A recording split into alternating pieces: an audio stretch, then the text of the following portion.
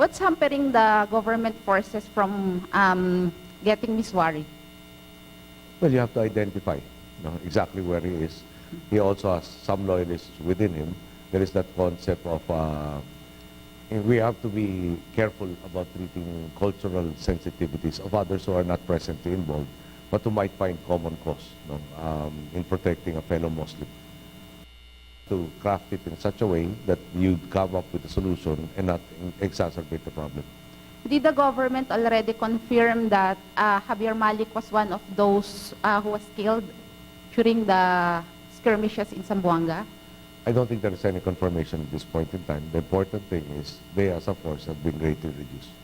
Sir, on another issue, the other day you have mentioned that there are 4 avenues that the government is looking into regarding the Sabah claim.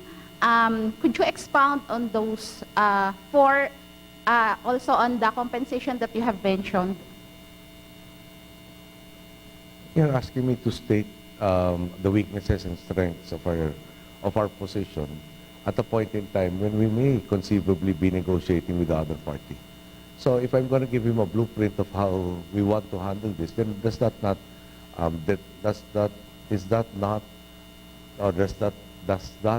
produce a disadvantage for the country? So can we expect any negotiation with Malaysia regarding the Sabah claim under your term? Assuming that the further study says that we have a strong case. So right now we haven't yet decided, or you don't know if we have a strong case with regard to Sabah claim. The knowledge that I have, I think, is also the knowledge you have, and you can accept whether or not we have a strong case. Thank you, sir. Go ahead. Good morning, Mr. President. I'm Jim Gomez from the Associated Press. Sir, despite the territorial disputes in the South China Sea, there seems to be a looming bright window.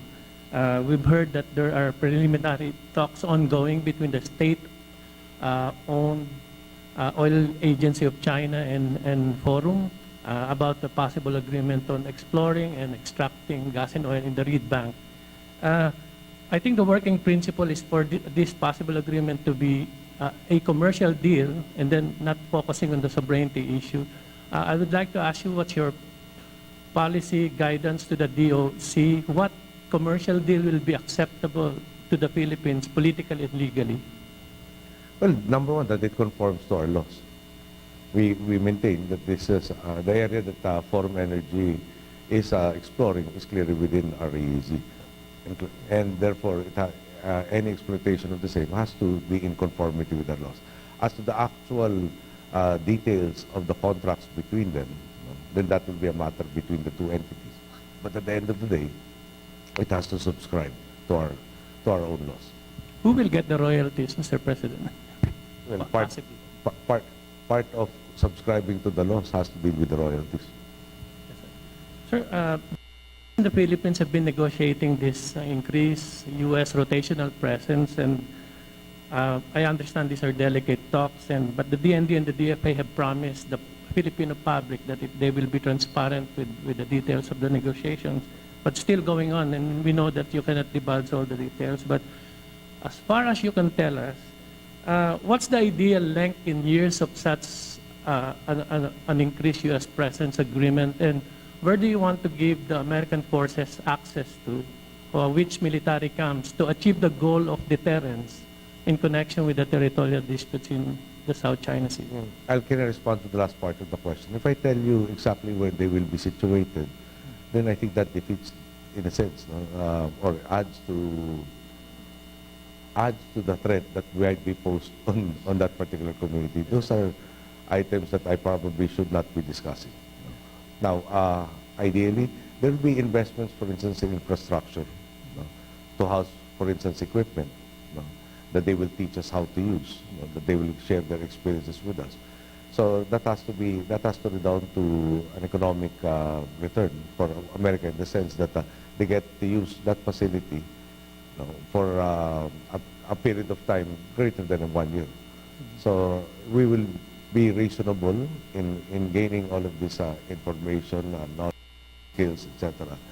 And we have to be able to give back also for those who have been imparting those valuable lessons to us. So what length of years are you looking at, Mr. President? 5 or 10 years? Well, that is still subject matter of negotiations currently ongoing. And do you think the way the talks are going on, will the agreement be concluded this year?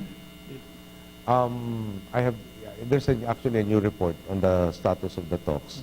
Unfortunately, I wasn't able to get to it because of all the other material that was on my desk the other day. Will it be concluded? You know, I'm always the type of person who says something will be done when I'm sure that it will be done.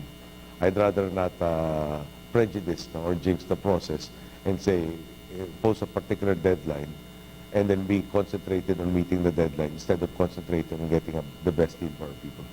Thank you. Thank you. Joel. Mr. President, I'm Joel Pinto from Bloomberg. Sir, are you concerned that this controversy over the pork barrel would distract you from instituting more reforms in the remainder of your term? And what other reforms do you plan to put in place 2.5 years, in your last 2.5 years? Yeah, well, of course, I'm concerned. No? The legislature will necessarily be distracted by all of these issues. And we internally laws. No? I'll give you, for example, the AFP and the PNP do not have or are not enrolled in any of our pension systems.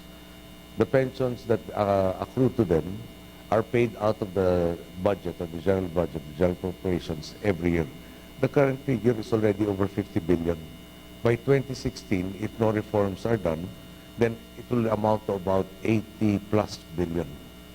Now, is that a big amount? When we look at the budget, roughly between 25 to 35% of the stated figure, in this case, for this year, it's 2 trillion. No. So you go 25% is 500 billion, then you pay 10% of that just for the pension benefits of one particular sector, which is not funded. Okay. Having said that, what is the issue? The issue is their benefits are indexed to salaries of current or active personnel. So every time there is an increase in the compensation for the active personnel, there is a corresponding increase in the benefit picture and the bill that all of us have to bear.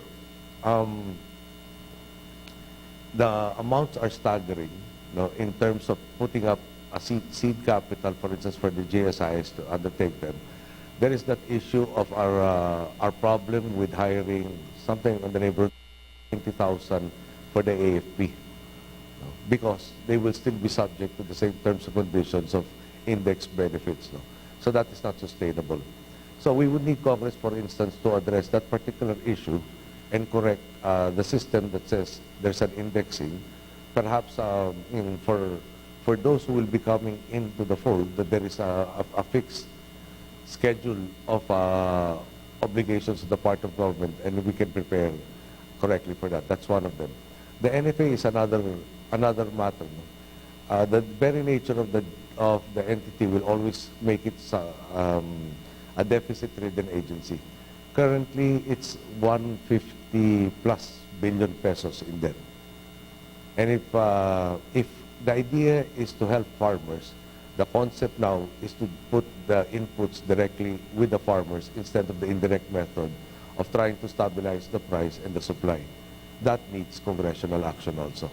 So there are so many other laws that we need that will change certain systems, certain procedures that have outlived their usefulness. Now, a distracted Congress may not be able to sit down and discuss all of these matters thoroughly. And if they're not able to discuss these matters and pass the necessary legislation, then we continue with the damaging effects that this particular laws have on our economy. How do you intend to address that distraction, that possible distraction for Congress? Amongst the items that we have done, we've already filed the necessary charges at the first group. I understand that we are very close already to filing charges for the next group.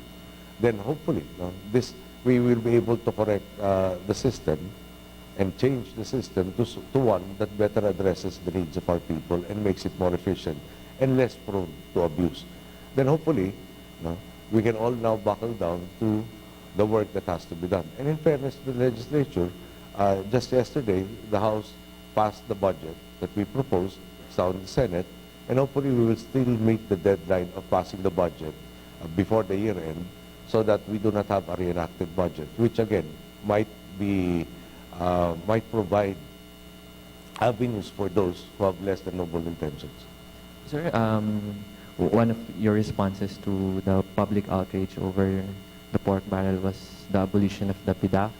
Sir, would this change the dynamics in the legislature enough that it will be harder for you to gather support for your priority measures? Siguro, if I can answer it in this manner, no?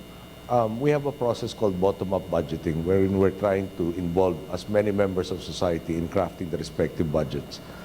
Now, that's one aspect. So I think you heard in my speech earlier, if we consult civil society, if we consult sectoral representatives, if we consult local government units, shouldn't we also be consulting the legislature as to needs within their particular district? Now, I have a personal bias. When I was a congressman in Tarlac, even national projects were ignored by the national government.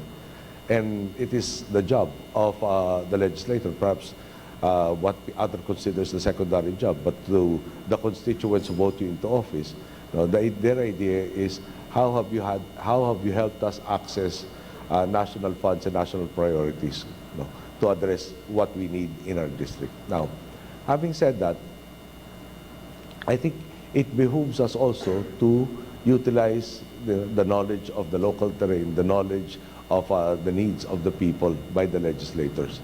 So, will we ask them for inputs? I think we will still continue to do that. But will we have a system that we thought had already, we've closed a lot of, shall we say, the windows for wrong opportunities. Turns out that some have put in other areas, and we want to be able to continually close all of these loopholes that can be exploited by less than ideal individuals.